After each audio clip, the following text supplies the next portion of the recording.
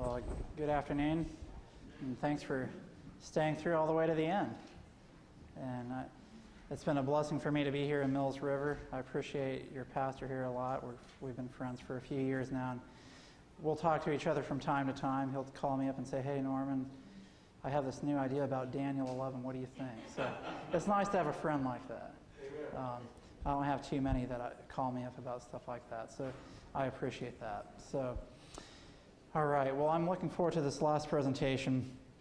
And what we are going to do with this presentation, we're going to look at the big picture of the sanctuary message. And we're going to see, because, by the way, I'm talking about Daniel 11. Sometimes, when you get into Daniel 11, you can get into thick historical history, information, and it's all there to show how accurate the Bible is. But you realize that when you look at the book of Daniel in its totality, the book of Daniel is pointing us to a time when Christ is going to set up his kingdom, when the stone strikes the image. In order for him to set that kingdom up, there must be a judgment which corresponds with the cleansing of the sanctuary. And when that happens, Michael stands up. When Michael stands up, that means the sanctuary has been cleansed, and he's coming back to get his kingdom. So the reason why we're going to talk about the end of Daniel 11 is because Daniel 11 shows us that the events that take place just before the sanctuary is finally cleansed. That's where we're headed. We're going to look at the sanctuary message through the book of Hebrews, and then we're going to tie that in to the end of Daniel 11, which shows us the events of Earth's history just before the sanctuary is cleansed once and for all. So I'm looking forward to this presentation. All right. So when you study the sanctuary message, of course, we understand from the book of Daniel, chapter 8, that after 2,300 days, the sanctuary would be cleansed. We saw in our sermon this morning how Daniel 9 and 8 connect to each other so that we get to 1844. And so we've been living on that side of Earth's history since 1844. When we come to our understanding of the sanctuary message, though, what is the purpose of the sanctuary message? Now, we can look at the furniture, and I'll just mention this briefly. You have the outer courtyard. You have the altar of sacrifice, which represents Jesus dying on the cross. You have the laver, which can represent baptism. You have, of course, the table of showbread, the altar of incense, the 7 candlesticks, the most holy place with the mercy seat, the Ark of the Covenant.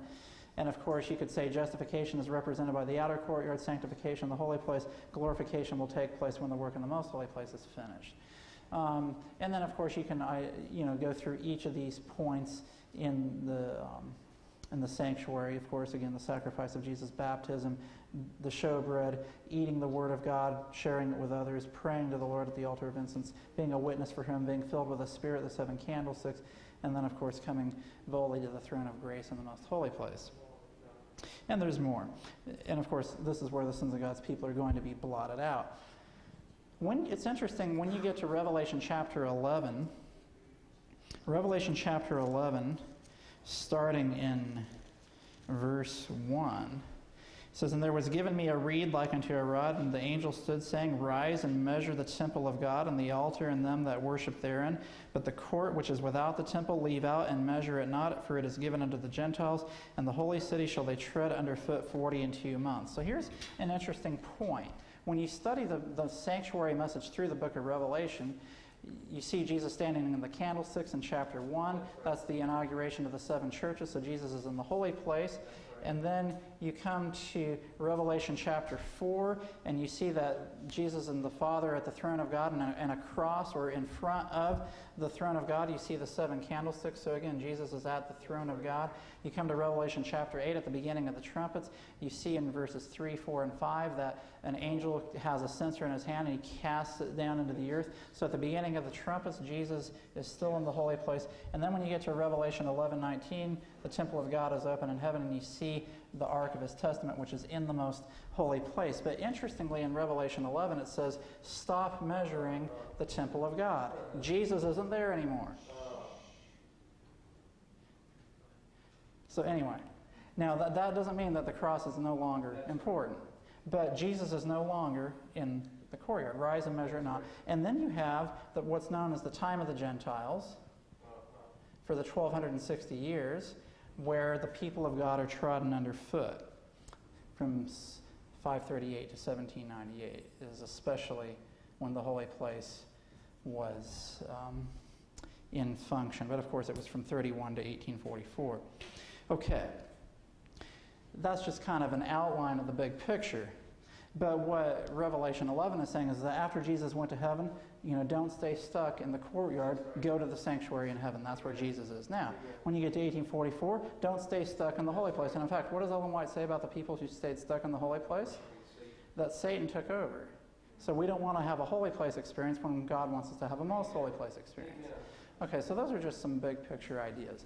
When you get to the sanctuary message itself, the book of Hebrews is probably the most systematic book for helping us to understand, from a practical standpoint, what the sanctuary message is all about.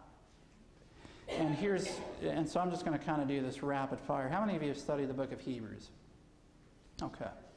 So the book of Hebrews is basically an appeal from Paul the Apostle. And by the way, Ellen White says Paul wrote the book of Hebrews, so that answers the question for me. And of course, you can show other reasons why he wrote it. He mentions the just shall live by faith in Hebrews chapter 10. He also mentions that in Romans 1 and Galatians 3. And Paul is the only apostle that mentions that the just shall live by faith in the New Testament. Of course, it's in the book of Habakkuk in the Old Testament. So in the book of Hebrews, Paul is making an appeal to the Jewish Christians to get out of Jerusalem before it's too late. Because Jerusalem is no longer the place to be. Jesus is now in heaven. He has a better ministry than the earthly sanctuary.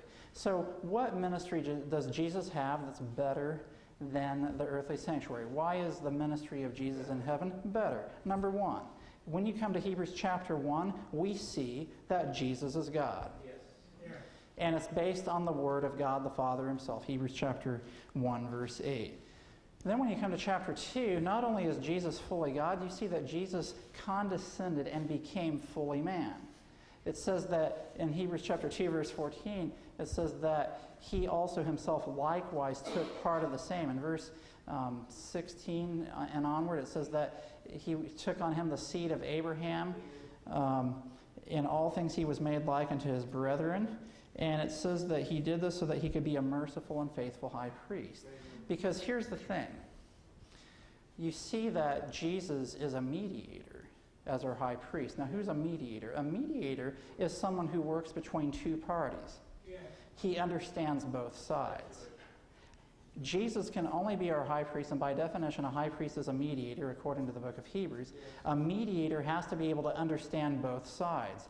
Jesus, in order to be high priest, has to be God. But in order for him to be high priest, he also has to be fully human, tempted in all points like as we are. That's what qualifies Jesus to be our high priest, which, by the way, when Desmond Ford attacked the nature of Christ and said Jesus took the nature of man before the fall, he was disqualifying Jesus from being a faithful high priest. And that's just the way it is. I mean, people don't sometimes we steer clear of topics like the nature of Christ, but in reality, it's connected to who Jesus is as our high priest. So Jesus, he's fully God in chapter 1. Chapter 2, he is fully man. Then when you get to chapter 3, Paul says, look, you better pay attention to the apostle and high priest of our profession, Christ Jesus, because we had a good leader. Our forefathers had the best leader God could have ever sent to us, Moses, and we hardened our hearts. And we entered not into the promised land because of unbelief. We didn't have faith. Chapter 4, you can enter into the promised land if you have saving faith. And the place to find that saving experience is the Sabbath. Have you seen this in Hebrews 4? Let me read that to you. Hebrews chapter 4, starting in verse 3, for we which have believed or have faith do enter into rest, as he has said, as I have sworn in my wrath, if they shall enter into my rest, although the works were finished from the foundation of the world. For he spake in a certain place of the seventh day on this wise, and God did rest the seventh day from all his works, and in this place again, if they shall enter into my rest. So Paul is saying in Hebrews 3 and 4, the way to experience salvation is to enter into God's rest. How do you enter into God's rest? To have faith. Where's to find this place of rest? The seventh-day Sabbath. Now, let me ask you this. What does the seventh-day Sabbath have to do with the sanctuary message and entering into God's rest? Have you thought about that? Well, where do we gain the truth of the seventh-day Sabbath? The fourth commandment. Where are the commandments in the sanctuary? And beside the ark in the most holy place. And you can see that in Hebrews 9. So here's an interesting point.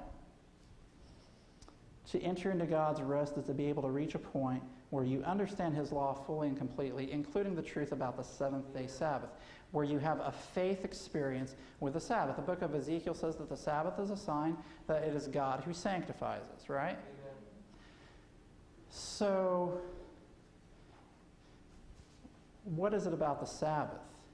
The Sabbath is apparently, by definition, a most holy place experience. Now, you could have that experience down through the ages, but especially since 1844, the Sabbath is a most holy place experience.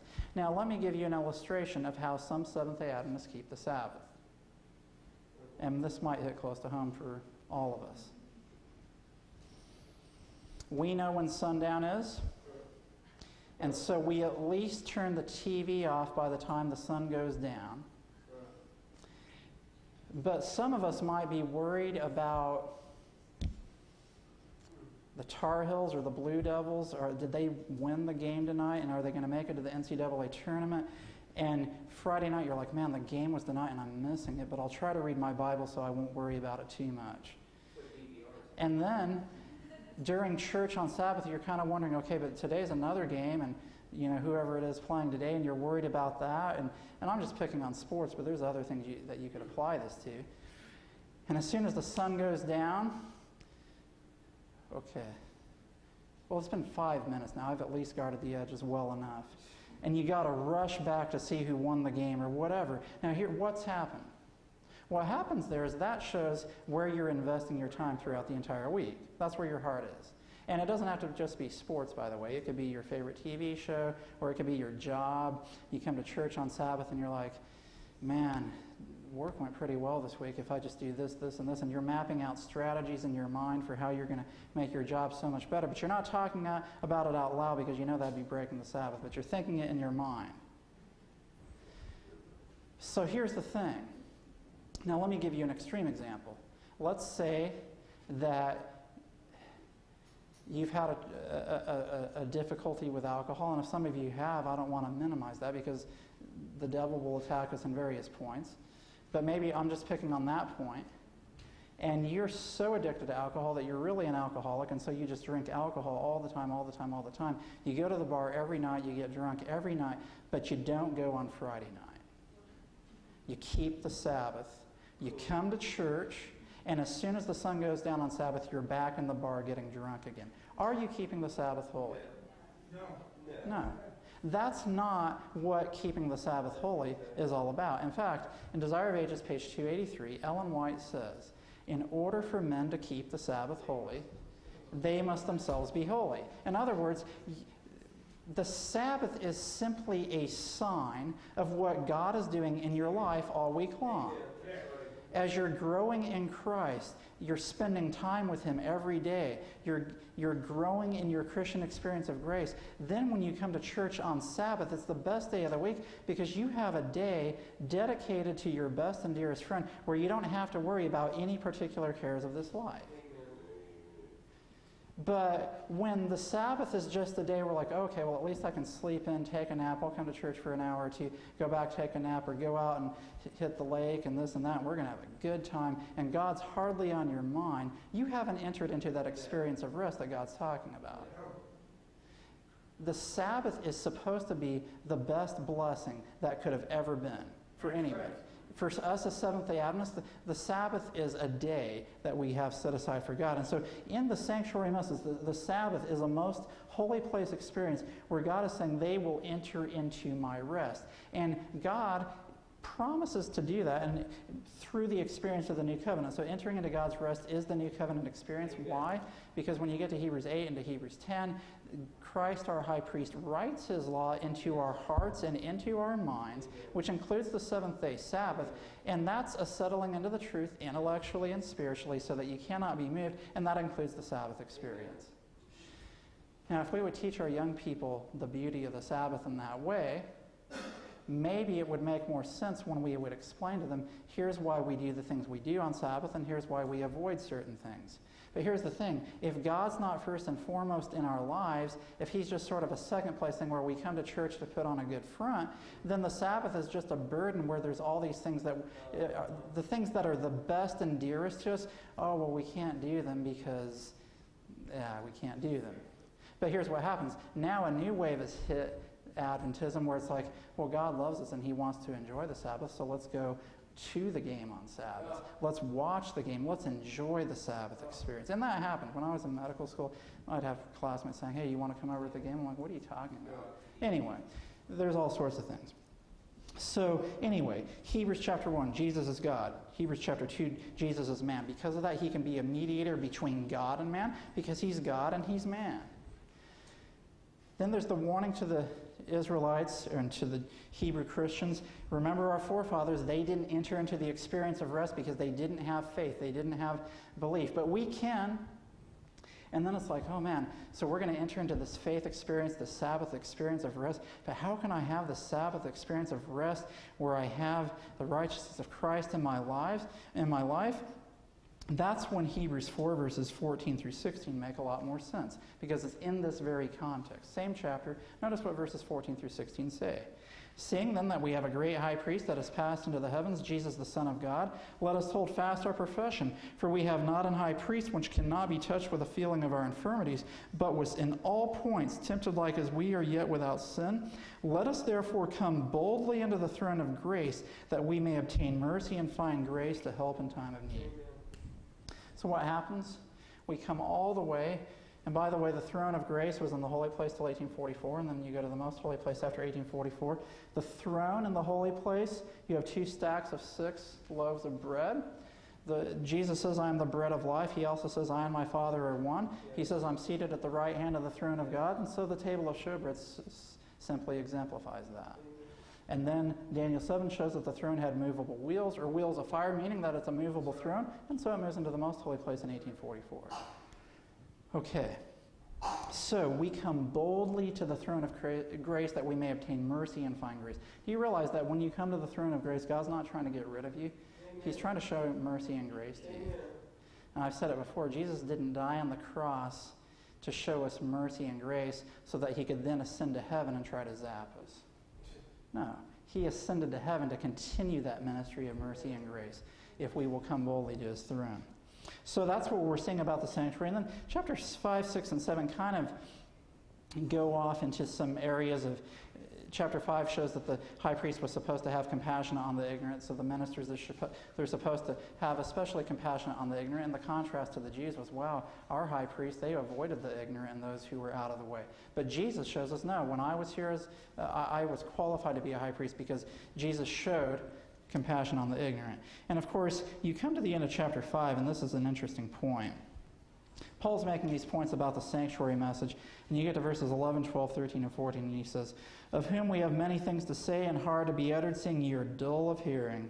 For when for the time ye ought to be teachers, ye have need that one teach you again, which be the first principles of the oracles of God, and are become such as have need of milk and not of strong meat. For everyone that useth milk is unskillful in the word of righteousness, for he is a babe, but strong meat belongeth to them that are of full age, even those who by reason of use have their senses exercised to discern both good and evil.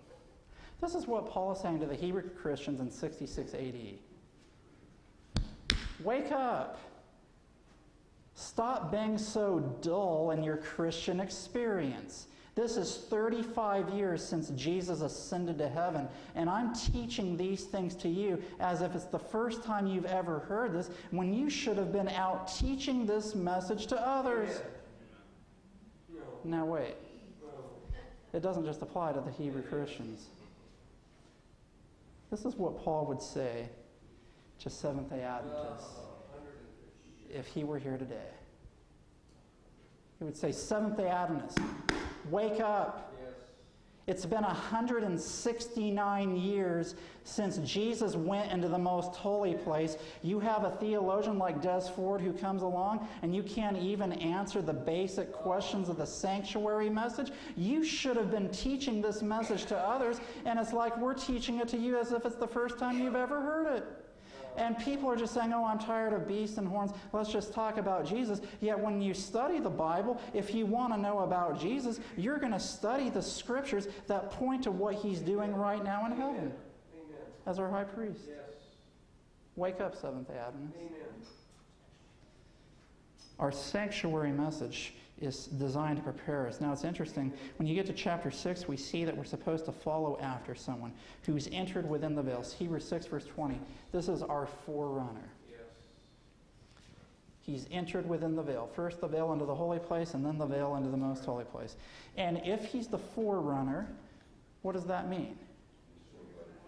That means that we are to follow him.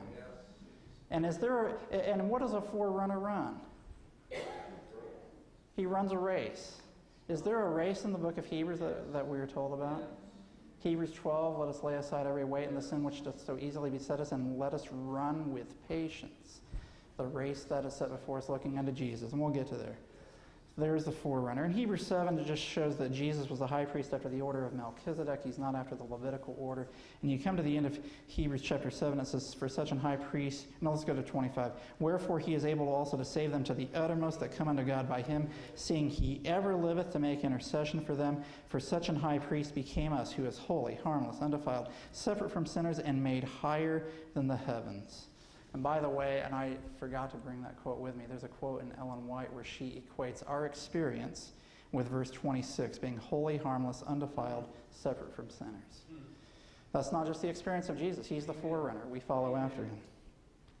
So you get through the first 7 chapters, and you get to chapter 8, verse 1, and Paul says, now of the things which we have spoken, this is the sum. We have such an high priest who is set on the right hand of the throne of the majesty in the heavens, a minister of the sanctuary and of the true tabernacle, which the Lord pitched and not man. So the summary of the first 7 chapters of Hebrews getting to chapter 8, verse 1. Jesus is God, Jesus is man. That qualifies him to be the mediator, high priest, apostle, high priest of our profession. We should follow after him. He's the forerunner, and he is seated at the right hand of the throne of God. And since 1844, that's the most holy place in the sanctuary in heaven.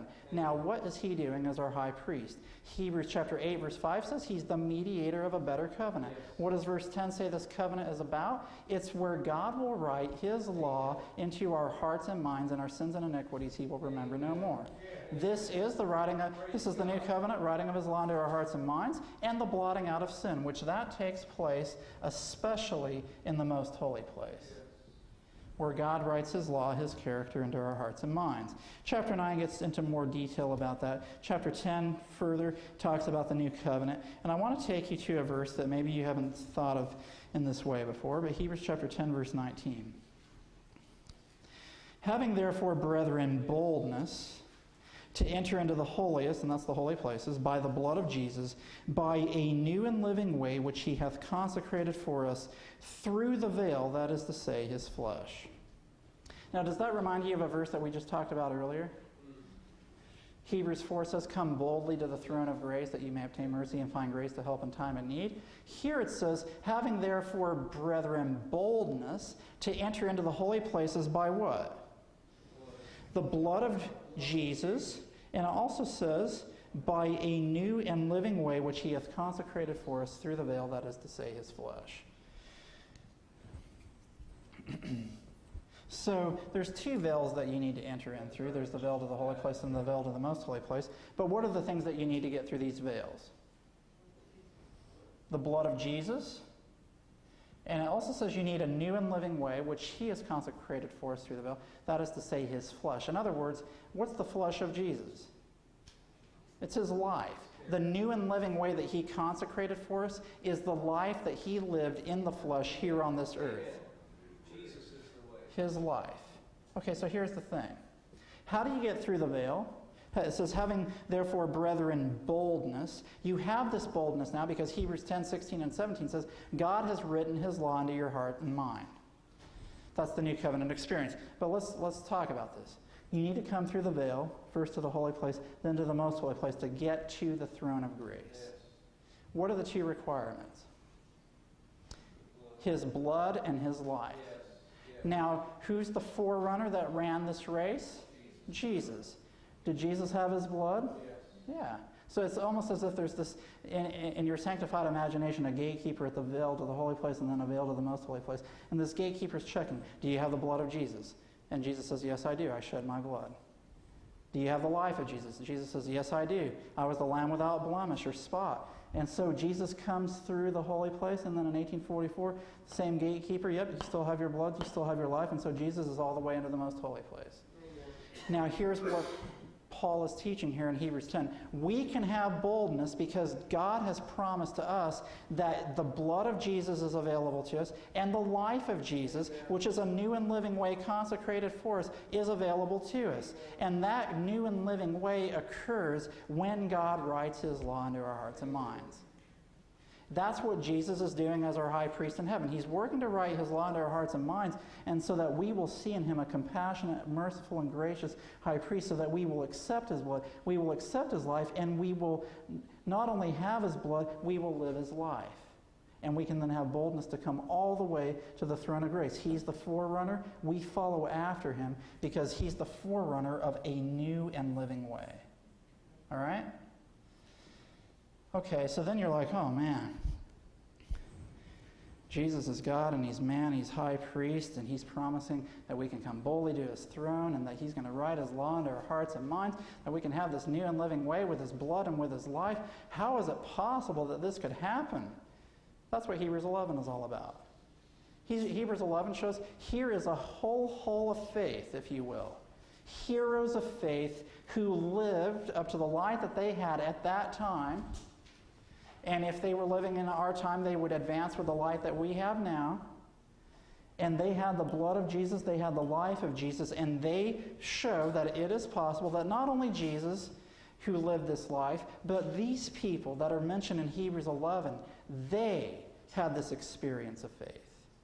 So they experienced the new covenant. You have, starting off with Abel, and you go on down the line of the heroes of faith. And it's interesting, Abel, he died. He was murdered.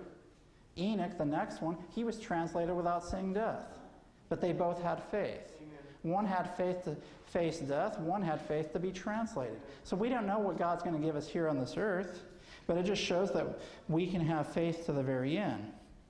And then Paul wraps things up by the time you get to Hebrews chapter 12, and he's saying, okay, so you see the heroes of faith. Look, you don't have any more excuses now. Jesus did it. Yes, he's God, but he was also fully man. Jesus did it. He's high priest at the right hand of the throne of God. He's working to write his law into our heart and mind. And here are a whole chapter of heroes of faith who had this experience. So we have no excuse now. So then in chapter 12, verse 1, Paul says, wherefore, seeing we also are compassed about with so great a cloud of witnesses. Here are the witnesses who allowed Jesus to write his law into our hearts and minds so that they would enter into that faith experience, the new covenant. Seeing we also are compassed about with so great a cloud of witnesses, let us lay aside some weights and some sin in our life. No. Let us lay aside every weight and the sin which does so easily beset us. And let us run with patience the race that is set before us, looking unto Jesus, the author and finisher of our faith. So you get down to Hebrews chapter 12, and you see that Jesus is the author and finisher of our faith, who for the joy that was set before him endured the cross, despising the shame, and is set down where? Right hand of the throne of God. Okay, now, let me show you something here. And we talked about this from a different angle this morning. But the right hand of the throne of God is a very important part of the sanctuary message. Because it's at the right hand of the throne of God, according to Hebrews 8, verses 1 and 2, that Jesus is our high priest. All right? Yeah. So Jesus is our high priest seated at the right hand of the throne of God. What is he doing as the high priest seated at the right hand of the throne of God? He's working to write his law into our hearts and minds. And when he has a group of people to whom he's written his law into our hearts and minds, what kind of people is he going to have? Well, commandment keepers, right? Okay. So one of the things Jesus is doing at the right hand of the throne of God is to write his law into our hearts and minds so that he will have commandment keepers. Is it no wonder that Satan's attacked the church and said, if you keep the commandments, you're a legalist?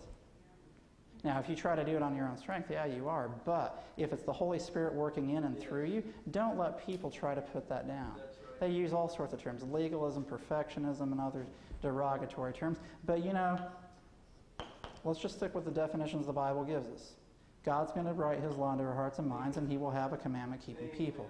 Not only at the right hand of the throne of God is he our high priest, working to write his law into our hearts and minds, but here in Hebrews 12, verses 1 and 2, it says he is the author and finisher of our faith. Okay? And as the author and finisher of our faith, his job is to get us to run the race of faith that has been set before us. How do we run this race? With patience. Let us run with patience the race that is set before us. And again, when I ask a question from the Bible, there's any number of answers that are going to be correct. Teach yourself to just let the Bible answer the question. Just let the Bible speak for itself. Use the language of the Bible, and then you'll come up with the answer. So, author and finisher of our faith, he's helping us to run with patience the race set before us because he endured the cross. He had patience on the cross, despising the shame. And it says he is set down at the right hand of the throne of God. Okay. How did Jesus get to the right hand of the throne of God? Let me take you to the message to the Laodicean church. The very last message to the 7 churches, and at the end of this message, after Jesus is given a stinging rebuke, Jesus says, I stand at the door and knock, let me come in. And verse 21 then he says, to him that overcometh will I grant to sit with me in my throne, even as I also overcame and am set down with my Father in his throne. So how did Jesus, he's the author and finisher of our faith, how did he get down to the right hand of the throne of God? He says, I overcame. And he says, you can overcome the way I overcame. Well, how do you overcome? 1 John 5:4. Turn to 1 John 5:4. 1 John 5:4 shows us how to overcome. For whatsoever is born of God overcometh the world, and this is the victory that overcometh the world, even our faith. How do we overcome? By faith. So when Jesus says we can overcome as he overcame, how are we going to overcome? With the faith that Jesus overcame by. And what's that faith? It's the faith of Jesus. Okay. So this is rather fascinating to me. Jesus, as our great high priest, has ascended to heaven. He's seated at the right hand of the throne of God. And he got to the right hand of the throne of God by overcoming with his faith. And what's he doing at the right hand of the throne of God? He's our high priest, working to write his law into our hearts and minds. Not only that, he's the author and the finisher of our faith. He's the forerunner who ran the race ahead of us. And he says, run with patience the way that I ran. Overcome the way that I overcame with the faith that I overcame with. So what ends up happening at the right hand of the throne of God, Jesus is seated at the right hand of the throne of God, and he's working to develop a group of people who keep the commandments of God, have the patience of the saints, and the faith of Jesus. And that's one Bible verse, right? Revelation 14:12. Here is the patience of the saints. Here are they that keep the commandments of God and the faith of Jesus. That means that Revelation 14:12 is the product of the work of Jesus at the right hand of the throne of God in the sanctuary of heaven as our high priest and as the author and finisher of our faith. And specifically, that group of people in Revelation chapter 14, verse 12 is known as the 144,000. And so the book of Hebrews is especially describing the work of Jesus so that he can develop the 144,000 at the end of time. Amen. Now, what I'm going to do now is we're going to shift gears and bring Daniel 11 in, because here's what we do. Daniel 2, and you should be able to see this in your mind's eye. Daniel 2, the stone strikes the image. God sets up his kingdom. Daniel 7, the judgment begins. Daniel 8, the sanctuary cleansing begins. Daniel 11:12, Michael stands up and probation closes. And what that teaches us in the big picture of the book of Daniel is that God in chapter 2 is coming to set up a kingdom, but in order for him to set up the kingdom, he must have a judgment in which his sanctuary is cleansed. And when that sanctuary is cleansed, Michael will stand up and he will come to receive the kingdom. That's the big picture of the book of Daniel. Now, what's of a special interest are the events leading up to Michael standing up. Because when Michael stands up, probation closes. That means the sanctuary is cleansed. Because Daniel 7, it says the judgment was set, or the court was seated. The Father and the Son sit down. Jesus is seated at the right hand of the throne of God. But one of these days, he's going to stand up. He's not going to stay seated forever. So when Michael stands up, that means the work of writing his law into our hearts and minds, of developing a group of people with patience in the faith of Jesus. That means that work is finished. But Daniel 11:40 to 45 especially describe what happens on this earth just before Michael stands up. So do you want to know what that's talking about? Sure. And by the way, Pastor Mark was telling me that he's going to do a weekend on Daniel 11 one of these days. So you're going to get a lot more on Daniel 11 than what I'm going to tell you. This is just scratching the surface. And he and I share a lot of the same ideas. So I hope that you'll get to hear that one of these days soon. All right. So let's go to Daniel 11. And, we're not really doing justice to Daniel 11 to spend 20 minutes on it. But, that's what we're going to do. So, again, before we get into Daniel 11, does that make sense what Jesus is doing in heaven right now? High priest, author, and finisher of our faith, to develop the 144,000 who keep the commandments of God, have the patience of the saints, and the faith of Jesus. Isn't that amazing? Amen. That you can show that from the Bible, that that's what Jesus is doing in heaven? Okay. So before that happens, when you look at the book of Daniel, or chapter 11, you have these battles between the king of the north and the king of the south. And by the way, historically, Egypt was the king of the south. That was the Ptolemaic dynasty. That was one of the 4 divisions of Greece. And then the Antiochus Seleucid division was the king of the north. And God's people got caught in the middle of these conflicts between the king of the north and the king of the south. And Pastor Mark was giving me some more information that Antiochus Epiphanes actually came into Jerusalem and he defiled the sanctuary and all of that during one of his escapades. And so God's people were constantly caught in the middle between these battles of the king of the north and the king of the south. That was a preview to God's people being caught between the king of the north and the king of the south at the end of time. Because you go down through history, pagan Rome then replaces the Seleucid dynasty as the king of the north, and then papal Rome takes over for the king of the north. You follow the same sequence of kingdoms of Daniel 2, 7, and 8. Nothing changes there. And so then you follow down through history, you get to verses 31 through 40, you see the persecution of the saints by papal Rome. But then suddenly in verse 40, Daniel chapter 11, verse 40, and basically everything that I just said right now, you're going to get a much better picture from Pastor Mark. But anyway, a lot more detail. Daniel 11, verse 40 says, "And at the time of the end shall the king of the south push at him." So suddenly, Daniel 11, verse 40, now as Seventh-day Adventists, when did the time of the end begin? 1798. We could take the time to prove that, but we don't need to because you know that. 1798, king of the north receives, it says, the king of the south shall push at him. The word in the Hebrew for push is nagak, which means to gore, which means to give a deadly wound. Do we remember elsewhere in Revelation 13, the papacy receives a deadly wound? So Daniel 11, verse 40 is showing the deadly wound of the papacy in 1798. Now, after this deadly wound takes place, the king of the north makes a comeback. In the last half of verse 40, it says the king of the north, and I didn't even mention who the king of the south is here. Who took the Pope captive? Napoleon's general Berthier. So it was atheistic France, which is interesting because in Revelation 11, atheistic France is described spiritually as what? Sodom and Egypt, which Egypt was the king of the south back in the first part of Daniel 11. So now spiritual Egypt at the end of time gives a deadly wound to spiritual Rome.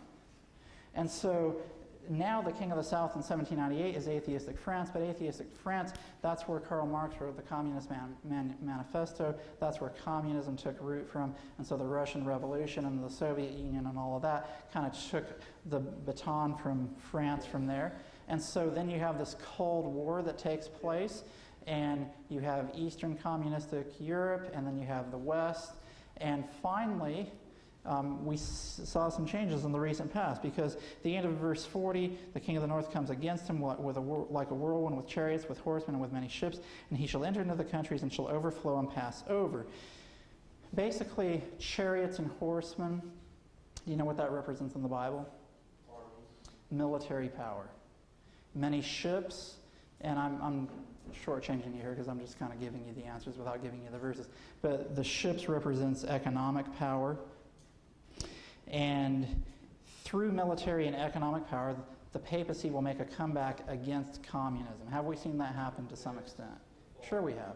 The fall of Eastern Europe, the fall of the Berlin Wall, that is certainly part of the fulfillment of this prophecy, although there may be more to it than that. Then the next thing that happens in verse 41, it says, he shall enter also into the glorious land. So this is interesting. Many of us were alive, probably all of us actually, were alive when the Berlin Wall fell. 1989, and then by 1991, communism in Eastern Europe had fallen. Of course, you still have China and some of those countries. So now all of a sudden we're past 1798, we're getting into the 1989-91 era, and then the very next thing after that is the King of the North enters into the glorious land. Now what was the glorious land in the first part of Daniel 11, which in verse 16 is described? It was Judea, Palestine, where God's people were. And so at the end of time, the glorious land is again going to represent where God's people are. And there's a couple of possible interpretations, and Pastor Mark and I have talked about this. The glorious land could represent either worldwide Protestant Christianity, or it could represent pre-shaken Adventism. And you can think about that, but certainly it represents God's people. Yes. And what's going to happen is the King of the North will enter into the glorious land, and it says, many shall be overthrown. By the way, in the King James, the word countries is supplied, so many will be overthrown. That tells me when the King of the North enters into the glorious land, the purpose for entering into the territory of God's people is for the purpose of conquest. Yes. It's not just, okay, we're going to pass through and you can hang out with us if you want. No. To enter into is for the purpose of conquest. Now, how does the King of the North or the papacy try to destroy God's people at the end of time? Through legislation. Sunday legislation. Here's where I'm at in my study of Daniel 11. I believe the next event, which from 40 to the end are event prophecies, we don't know the timing. The next event of the prophecy of Daniel 11 is the Sunday law. And the Sunday law takes place in stages. It starts off as a day of rest, then you have to go to church on that day, then you can't buy or sell, and finally there's the death decree. So it ramps up in stages. But that's the very next thing that's going to happen. And notice it says, many will be overthrown. And Ellen White makes the statement in Great Controversy 608, as the storm approaches, a large class that have professed faith in the third angel's message will abandon their faith because they have not been sanctified by obedience to the truth. Listen, if you are hearing that sanctification is not part of salvation, you better watch out, because that's preparing you to receive the mark of the beast. If you don't believe sanctification is part of salvation, which is connected to the Sabbath message, you're preparing yourself to receive the mark of the beast. And then after that, you have Edom, Moab, and Ammon. I'm not going to get into the detail per se, but Edom, Moab, and Ammon, they were off to the side, to the east and south of Israel, or Judea. These were the cousins of the Israelites. Edomites were the descendants of Esau. Moab and Ammon were the sons of Lot and his daughters. So they were related to God's people. I think that this represents those who come out of Babylon through the message at the end of time. They're related to God's people, but they're not in the church until the very end. And then it talks about 42, stretching his hand on the countries, the land of Egypt shall not escape. I believe that's when China and the other communist nations will fall. 43, King of the North gains power over the treasures of gold and silver. I think that's referring to no man being able to buy or sell. And then it says the Libyans and Ethiopians shall be at his steps. So it's like, man, he's doing great. He comes through the glorious land. God's people, many are overthrown. He gains treasures over Egypt. Now Libya and Ethiopia are at his steps. And in ancient times, the time of Daniel, if you had conquered this part of the world up here, Rome, Greece, Syria, Macedonia, all of that, where God's people are, and Egypt, and you're at the steps of Libya and Ethiopia, at that point you have basically conquered the whole world. And at that point it looks as if at the end of time, papal Rome, when all the world wanders after the beast, it looks like he's conquered everything, but that's not the end of the story. Verse 44, but tidings out of the east and out of the north shall trouble him. Therefore he shall go forth with great fury to destroy and utterly to make away many. And he shall plant the tabernacles of his palace between the seas and the glorious holy mountain. Yet he shall come to his end, and none shall help him. Here's what happens. He's down here. He's to the south and west of where God's people are. But there's a message to the east and north. That, by the way, is coming from, we're going to see here, the glorious holy mountain.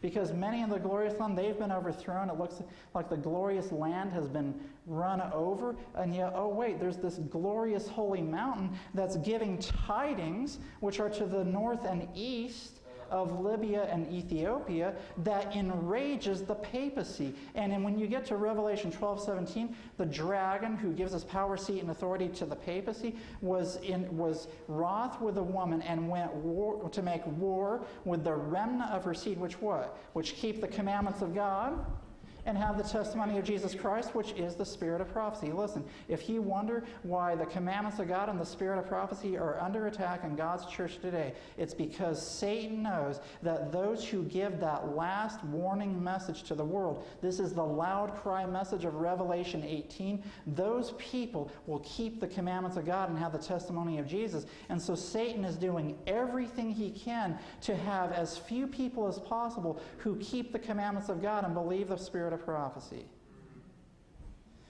Because this will be a time when God's people will give a message that lightens the earth with its glory. And you know what that message says as this earth lightens the earth with its glory? They say, it says, he cried mightily with a strong voice, saying, Babylon the great, the king of the north, is fallen, and has become the habitation of devils, and the hold of every foul spirit, and the cage of every unclean and hateful bird.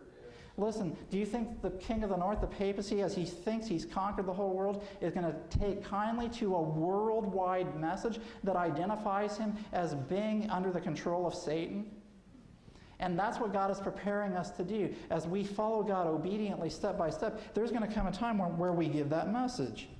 And when we get to this point, the papacy reaches the end line, so to speak. So as far as the stages of the Sunday law go, he plants the tabernacles of his palace between the seas and the glorious holy mountain. Tabernacles, place of worship. Palace is political authority. So you have this final union of church and state, which brings a death decree against God's people who reside in the glorious holy mountain.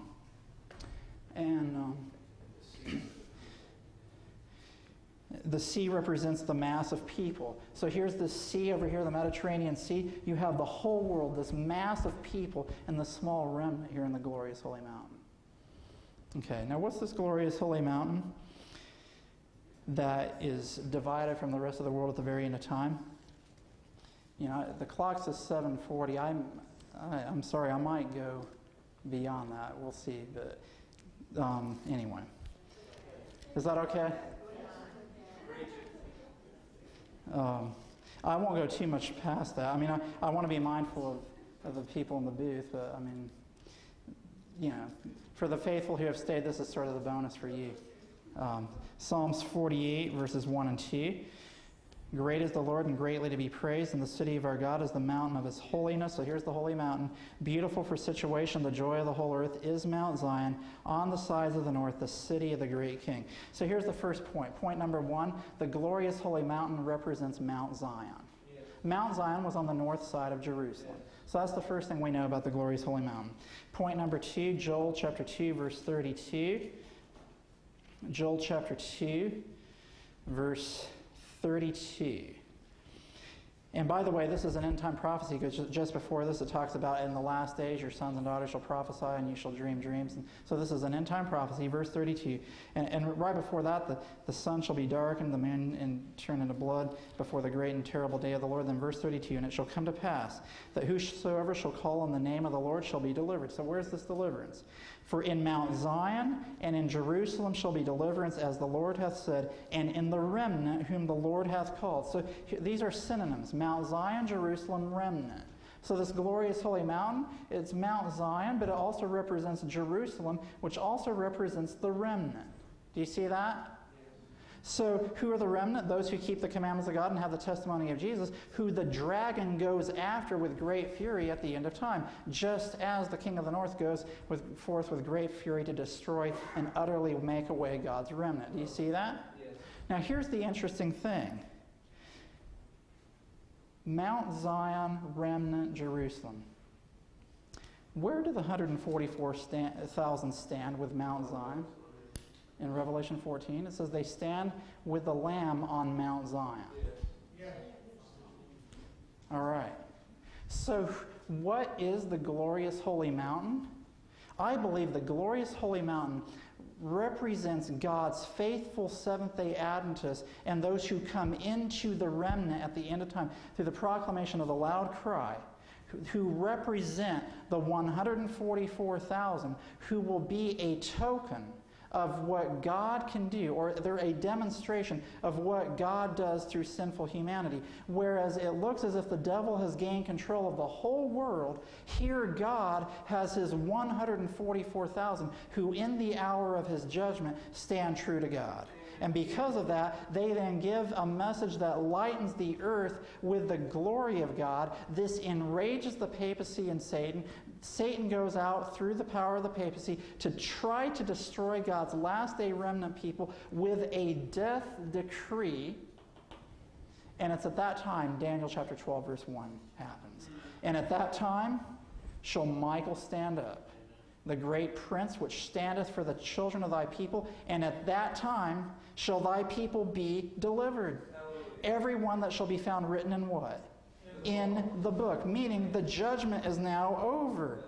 Because these people were faithful against all odds and against the whole world being against them, they've stayed faithful to the God of heaven. Michael now stands up. He was seated at the right hand of the throne of God, working to write his law into their hearts and minds, working to help them to have patience in the faith of Jesus. And when they have that experience, and when the whole world comes against them, Michael, who is Christ, stands up. Now I might add this. Whenever Michael shows up in the Bible, which it's only 4 places, Daniel 10, 14, Daniel 12, verse 1, and the book of Jude, I forget the verse, and then Revelation chapter 12. All 4 of those places represents great controversy warfare between Christ and Satan. In Daniel chapter 10, it's just before this vision of Daniel 11 is going to be unveiled, and Satan is trying to keep the prince of Persia from working with God's people so that this vision can get started. And then in Daniel chapter 12, verse 1, Michael stands up when Satan's about to destroy his people. And in the book of Jude, Michael shows up to deliver the body of Moses. And Satan says, this is my territory, you can't take him. And Michael shows up and delivers Moses. And in Revelation chapter 12, there's war in heaven between Christ and his angels and Satan and his angels. And guess who wins every time? Michael. Michael wins every time. So guess what happens? When Michael stands up here at the end of Daniel 11 and the beginning of Daniel chapter 12, this is the final victory in the great controversy between Christ and Satan. And what is that final victory? Michael is standing up because he is saying to Satan, hey Satan, you thought you were going to come in, you were going to overrun the glorious land and tear on through Egypt, Libya, Ethiopia, and you would have control of the whole world. But I'm here to stand up to let you know that you have just lost the great controversy because I have my people who you said I could not develop. Here they are, Satan. Here are they that keep the commandments of God. They have the patience of the saints and the faith of Jesus. What are you going to do about it now? It's all over. Michael stands up when he has his 144,000 who keep the commandments of God. They have the patience of the saints and the faith of Jesus. And here's something very interesting. This special group of people, the 144,000, they reach the point where Michael stands up for them because they have learned to follow Jesus as the forerunner. Wherever Jesus goes, they follow. He is the forerunner. He has set the race before us to run. He's the author and the finisher of our faith. We start the race of faith by looking to Jesus. Sometimes the trials look insurmountable, but we just keep looking to Jesus, and He will keep helping us to run with patience all the way to the finish line, so that when we get to Mount Zion in heaven, it says of the 144,000, They follow the Lamb, whithersoever he goeth. Those who will stand with Jesus, the Lamb, on Mount Zion will have first learned to follow him here through the sanctuary message as our forerunner, as the author and finisher of our faith, as our high priest seated at the right hand of the throne of God. And a day is coming where he's going to stand up for us. Do you realize that Jesus wants to deliver us from this world? That it's not his will for us to stay in this world of sin and sorrow for many more years? What a message. That Christ is seated at the right hand of the throne of God to develop a group of people who through his grace and who through his power will be a demonstration of his character, of keeping the commandments of God, having the patience of the saints and the faith of Jesus. Because we showed in our sermon this morning, Jesus had every one of these characteristics as he was hanging on the cross. And in fact, Ellen White says, hanging on the cross, Christ was the gospel. So, this is our challenge for our time. The challenge for our time is, are we going to be faithful to this message? Because what this boils down to is this: there will be a generation, known as the last generation of Earth's history, who will reach a point of character maturity to be like Jesus fully and completely. And you may say, well, what about the heroes of faith who had faults in their lives that perhaps were never fully and completely overcome? What about them? Were they saved by a different mechanism than the 144,000, the last generation at the end of time? No. The 144,000 are simply a demonstration of what would happen to every faithful saint were they given the same opportunity as the 144,000. There's no difference in how we are saved. We're still saved by grace through faith. What we're talking about, though, is character maturity. Because you're not going to have, a baby Christian, so to speak, that's going to go through Jacob's time of trouble. A time of trouble such as never been seen since there was a nation. God is going to have his saints who have gone through the trials of life now, who have followed the forerunner now, so that when that time comes, we will keep following. And that even like Jesus, as he's hanging on the cross and he can't see through the portals of the tomb, Ellen White says that God's people who go through Jacob's time of trouble will have the thought in their hearts, my God, why have you forsaken me? Yet we will remember all of the deliverances that God has given us in our life to that point. And by faith we will hang on, as Jacob did, till the very end. And that's what Jesus is working on right now in heaven. Listen, if you are a Seventh-day Adventist right now, the purpose of your existence is for Michael to stand up for you someday. And to be among those who will be among the living who never taste death. That is our purpose for existence. Amen. And what a God, what a Savior, that he decided to place us at this point in Earth's history. You realize that the apostles and prophets from times past would have given anything to be in our shoes. And we have that opportunity. And it's my prayer that this group here in Mills River and those who are from the surrounding churches will take this message to heart and be part of that closing work that Christ is doing in heaven right now to prepare people to stand in the day of God. What about the great multitude? We can take that in the Q&A time. So at this time, I'd just like to make a special appeal. Those of you, and I know this is a general appeal, but if you want to be part of that special group of people, and if you want to have a special prayer that the Lord will be with you through whatever trials or issues you are struggling with that may be preventing you from being part of that final group of people, I would invite you to stand with me at this time. And we're going to pray for some grace and strength from the Lord to help us to be among that number. Let's bow our heads. Father in heaven, we thank you so much for the message of the sanctuary. Yes. A message of Christ as our high priest, as the author and finisher of our faith, who is seated at the right hand of the throne of God, working to develop a group of people who will keep the commandments of God, of the patience of the saints, and the faith of Jesus. Yes. Lord, I pray and I ask for forgiveness for myself and for each one of us for any areas in our lives where we have allowed sin to come into our hearts and where we've prevented you from doing this work in our heart and in our lives. I pray that we would surrender fully and completely to you, that we would have the experience of being crucified with Christ, and that we would see the fulfillment of this promise of Michael standing up for us to deliver us, and that our names will be found written in the book, that your name, your character will be in our foreheads, and our names will be in the book of life. We thank you for the beautiful message that you've given to us as a people.